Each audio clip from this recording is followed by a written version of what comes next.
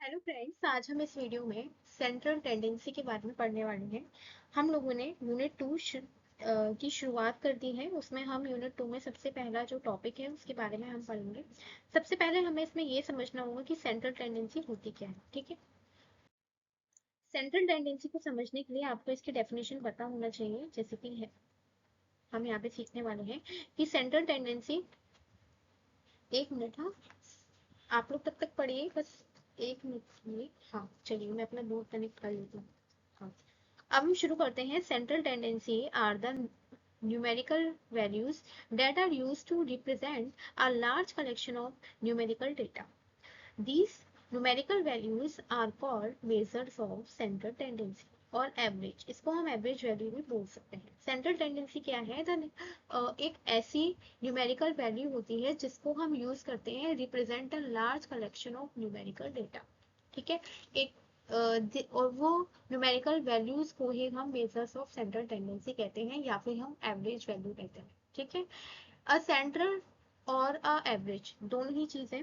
Value of any statistical data और series, कोई data हो या फिर कोई सीरीज, दोनों ही बात में पॉसिबल है। Is the variables value representative of the entire data और इट्स एसोसिएटेड फ्रीक्वेंसी डिस्ट्रीब्यूशन। ठीक है, तो हम सेंट्रल टेंडेंसी में हम एक ऐसा न्यूमेरिकल वैल्यूज ढूंढते हैं जो हमारे पूरे की पूरे डेटा को रिप्रेजेंट करती है। ठीक है, उसको हम एवरेज बोल सकते हैं। इसको हम तीन तरीके से देख सकते हैं। Measures of central tendency are, सबसे पहला होता है मीन, दूसरा मीडियन और तीसरा मोड। ठीक है, हम जो मेजर्स होते हैं सेंट्रल टेंडेंसी के वो तीन होते हैं। एक तो मीन, दूसरा मीडियन और तीसरा मोड। ठीक है, आज हम इस वीडियो में सबसे पहले बात करने वाले हैं अर्थमेटिक मीन की। एक मिनट, इसकी स्पेलिंग बाय मिस्टेक गलत हो गई है। ई नहीं आएगा, यहाँ ए आएगा। ठीक है, अर्थमेटिक मीन। तो mean is the sum of all values in the data set divided by the number of values. ठीक है, जो आपको डेटा सेट दे रखा होगा उसमें हम क्या करेंगे कि सारी वैल्यूज का सम करेंगे और उसको डिवाइड कर देंगे नंबर ऑफ वैल्यूज से। ठीक है, it is called the arithmetic average. ठीक है, इसको हम डिनोट करते हैं एक्स बार। आगे हम देखते हैं, इसका फॉर्मूला होता है कि सम ऑफ ऑल वैल्यूज, जो भी आपको वैल्यूज दे रखी हैं आप उनका सम करेंगे और नंबर ऑफ वैल्यूज से डिवाइड कर देंगे तो आपको क्या मिल जाएगा? मीन। ठीक है, क्या मिल जाएगा? मीन। और ये सिर्फ और सिर्फ अनग्रुप डेटा के लिए ही आप फाइंड कर सकते हैं। हम दो तरीके के लिए मीन निकालते हैं, दो तरीके के डेटा के लिए। एक तो होता है अनग्रुप डेटा और दूसरा होता है ग्रुप डेटा। ठीक है, दोनों में क्या डिफरेंस होता है वो अभी आने वाली स्लाइड में आपको मैं दिखाऊंगी। सबसे पहले आप इसका फॉर्मूला लिख लीजिए, मीन फॉर अनग्रुप डेटा। तो अनग्रुप डेटा है, उसमें आपको फ्रीक्वेंसी नहीं दी हुई होती है, केवल और केवल कुछ नंबर्स दिए हुए होते हैं। आप क्या करेंगे, उनको टोटल करेंगे और जितने भी नंबर्स दे रखे हैं यानी कि नंबर्स ऑफ वैल्यूज, उससे भाग लगाओ।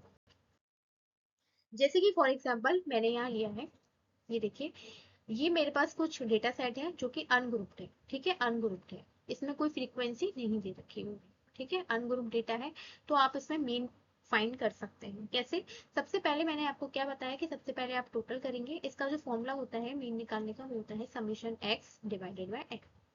ठीक है, आप क्या करेंगे, जो भी आपको, जैसे कि एक्स है, ये सारी आपको वैल्यू दे रखी है। जैसे कि 15 हो गया, 18 हो गया, 14 हो गया, ठीक है, 20 हो गया, उसके बाद 22, 17, 16 और 21, 19 और इधर मैं लिख देती हूँ 23। ये सब आपको डेटा सेट की जो वैल्यू दे रखी है आपको उनका मीन फाइंड करना है। ठीक है, तो हम कैसे फाइंड करेंगे? सबसे पहले तो आप इन सब का टोटल करिए। कितना टोटल है? तो यहाँ से पीछे से जोड़िए, 5 और 8 13 और 4 17 और 2 19 और 7 26 और 6 32 33 9 42 और 3 45। 4 4 और 2 6 6 7 9 10 11 12 13 14 15 16 17 18। ठीक है, 185 इसका टोटल आ गया। हम मीन फाइंड कर रहे हैं तो मीन फाइंड करने के लिए सबसे पहले टोटल करेंगे। उसके बाद number of values, number of values कितनी है? 1 2 3 4 5 6 7 8 9 10। कितनी है? 10। उससे आप भाग लगा देंगे। ठीक है, तो कितना आंसर आ जाएगा? मीन आ जाएगा आपका 18.5। ये आपका करेक्ट आंसर है।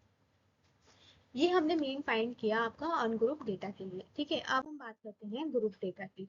तो ग्रुप डेटा में आप कैसे फाइंड करेंगे, तो एक्स बार बराबर होता है आपका, ये देखिए यहाँ मैं लिख देती हूँ, एक्स बार बराबर आपको इसमें फ्रीक्वेंसी दे रखी होती है, तो summation F I x I divided by summation F.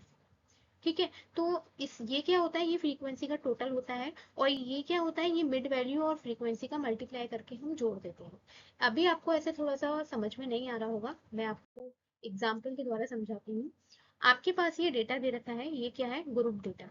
इसमें आपको ग्रुप डेटा, ठीक है, दो तरीके के डेटा मैंने आपको बताए, पहला अनग्रुप, दूसरा ग्रुप।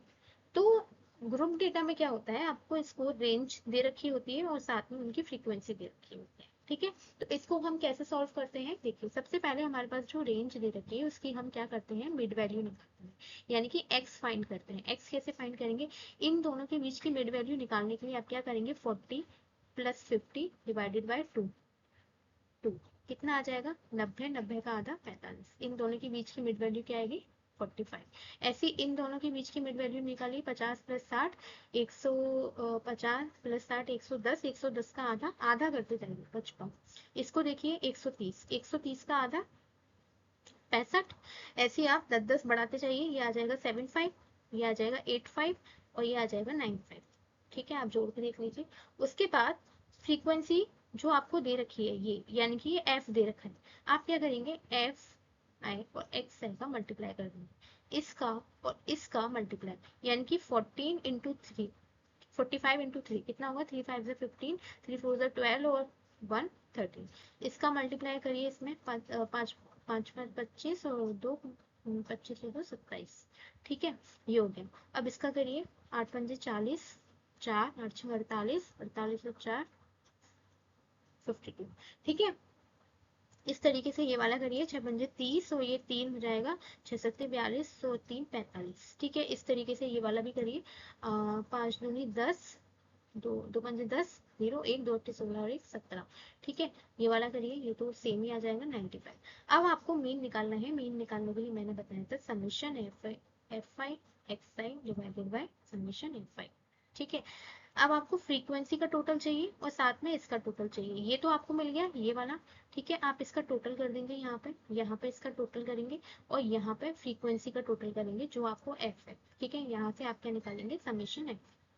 ठीक है, करिए टोटल, तो 3 प्लस 5 8, 8 और 16, 16 6 22, 22 और 2 24, 24 और 1 25। ठीक है, इसका टोटल करिए, 5 और 5 10 और 5 15, हासिल लगी 1 4 और 7 11 और 2 13 और 5 18 और 7 26, 26 और 9 35, 3 4 2 6 5 11 और 4 17 और 1 18। ठीक है, याद। अब हम क्या करेंगे, सीधा डिवाइड कर देंगे, 1855, ये इसकी वैल्यू आ गई। ठीक है, अब मैं यहाँ लिख देती हूँ कि समेशन एफ आई एक्स आई बराबर कितना आया है आपका, 18। आप एक बार और टोटल कर लेना, 1855, और समेशन एफ आई कितना आया है, यानी कि फ्रीक्वेंसी का टोटल, तो ये कितना आया है, 25। ठीक है, डिवाइड कर दीजिए, 5 से काटिए, 5 पचम 25, 5 दिया 15, 5 सत्ते 35, 5 कम 5। ठीक है, 371 बटे 5, भाग लगा दीजिए, 5 सत्ते 35, 5 सत्ते 35, फिर 2 बचे 20, 5 चौक 20, 5 दूनी 10। ठीक है, 74.2 इसका करेक्ट आंसर है। आप भाग लगा देंगे, 371 में 5 का, तो 5 सत्ते 35, 2 बचे 21 हो गए, 5 चौक 20, फिर एक बचेगा, पॉइंट लग जाएगा, 10 बन जाएगा, 5 दूनी 10, तो 74.2 इसका मीन निकल कर आ गया। तो ये मैंने क्या सिखाया आपको, ग्रुप डेटा के लिए। ठीक है, तो इस तरीके से आप अनग्रुप डेटा और ग्रुप डेटा दोनों के लिए ही मीन निकाल सकते हैं। इससे आने वाली वीडियो में मैं आपको मीडियन और मोड के बारे में सिखाने वाली हूँ। ठीक है, thank you for watching this video. अगर आपको ये वीडियो अच्छी लगी है तो इसे लाइक करें, शेयर करें और चैनल को सब्सक्राइब करें। Thank you.